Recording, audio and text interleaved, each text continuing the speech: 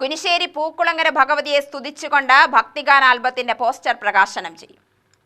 ക്ഷേത്രസന്നിധിയിൽ പൂക്കുളങ്ങര ദേവസ്വം ട്രസ്റ്റിമാരുടെയും ദേശകാരണവന്മാരുടെയും സാന്നിധ്യത്തിലാണ് പൂക്കുളങ്ങര ഭഗവതി ഭക്തിഗാന ആൽബത്തിന്റെ പോസ്റ്റർ പ്രകാശനം നടന്നത്. ക്ഷേത്ര മേൽശാന്തി വേണുഗോപാൽ പ്രകാശന കർമ്മം നിർവഹിച്ചു. ട്രസ്റ്റി മധുസൂദനൻ, ശാരംഗധർ, കാരണവർ ഭാസ്കരൻ നായർ, ഗോപി കണ്ണാത്ത, ശാന്തകുമാർ എന്നിവർ പോസ്റ്റർ പ്രകാശന ചടങ്ങിൽ പങ്കെടുത്തു. CD പ്രസാദ് രചനയും സംഗീതവും നിർവഹിച്ച ഭക്തിഗാനം ശ്രീകുട്ടി മഠത്തിലാണ് ആലപിച്ചിട്ടുള്ളത്.